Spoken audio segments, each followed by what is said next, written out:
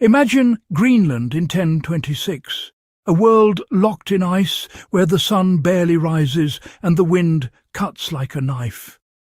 The Norse settlers, Vikings far from their Scandinavian forests, face months of darkness and temperatures plunging to -40. The sea, once their highway, is frozen solid. The land, buried under snow, offers little but hardship. Survival here isn't about brute strength, it's about adaptation. The Vikings learned to see the frozen ground not as an enemy, but as a resource. They used the earth itself to build shelter, turning the harsh landscape into their ally. Every day was a test of ingenuity, community, and resilience. The long winter nights were filled with stories, repairs, and the constant worry. Would their food and livestock last until spring? For the Norse of Greenland, survival was a masterpiece of engineering and cooperation. Their story is a testament to human endurance in the face of nature's fiercest challenges. The lessons they left behind still echo in the frozen silence.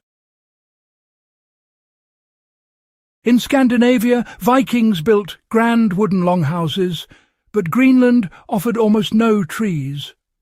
Faced with a treeless landscape, they turned to the earth itself, building turf houses, jardus. Turf, cut from marshy ground, was stacked into thick insulating walls, often over a metre wide. These walls, layered in a herringbone pattern, trapped precious warmth and kept out the Arctic cold.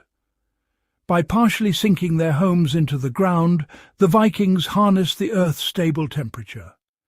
Inside, rooms connected in a maze-like complex, sheltering families and animals alike. Floors were stamped earth, sometimes covered with straw or hides for comfort. Minimal wood was used, often driftwood or imported timber, just enough to support the structure. The turf house was a brilliant adaptation, warm, sturdy, and perfectly suited to the land's limitations. It was Viking ingenuity, shaped by necessity. In the Arctic, a roof isn't just shelter, it's survival. The Vikings crafted living roofs, layering birch bark for waterproofing and turf for insulation. Birch bark, rich in natural wax, kept out rain and melting snow. On top, 2 layers of turf. The first with grass down for stability, the second with grass up, alive and growing. The living grass bound the roof together, anchoring it against fierce winds. This green roof added vital insulation, keeping warmth in and cold out. In summer, wildflowers bloomed overhead, camouflaging the house and the landscape. The result, a home that blended into nature, protected by it, and warmed by it. The living roof was more than shelter. It was a Viking's umbrella, blanket, and garden all in one. Ingenious, beautiful, and essential. Inside the turf house, fire was life. A central hearth, the langeld, provided warmth, light, and a place to cook.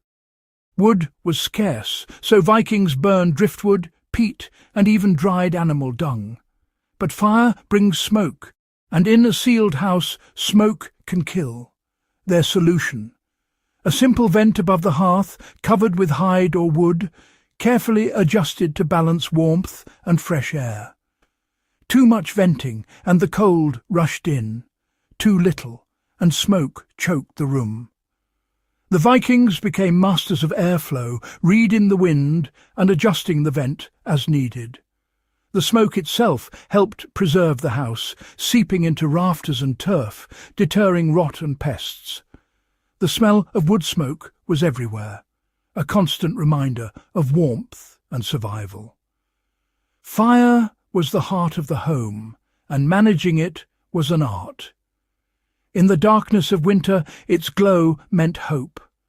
For the Vikings, smoke was the scent of life. For the Vikings, livestock were more precious than gold. Cows, sheep and goats provided food, clothing and, crucially, warmth. In winter, animals often shared the turf house, separated by a simple partition or in an attached byre. This kept animals safe and chores manageable during brutal storms. Most importantly, the animals' body heat warmed the living quarters by several degrees. In a world where every bit of warmth mattered, this was a survival strategy, not just convenience. Living close to animals shaped daily life. The sounds, the smells, the rhythms of the farm. It was a partnership. People cared for animals, and animals helped the household endure the long, dark winter. Together, they survived.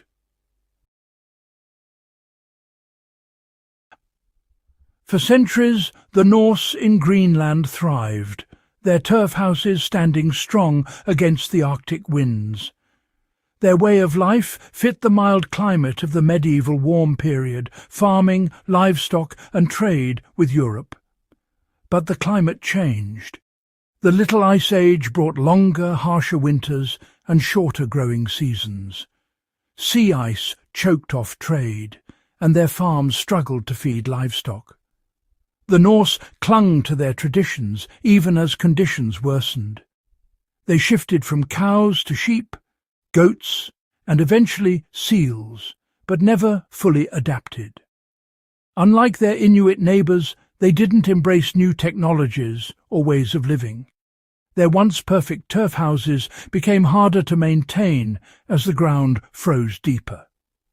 There was no dramatic end, just a slow fading away. The last record dates to 1408. Later visitors found only ruins. The Norse built brilliantly for a specific world, but when that world changed, they could not. Their story is a quiet warning.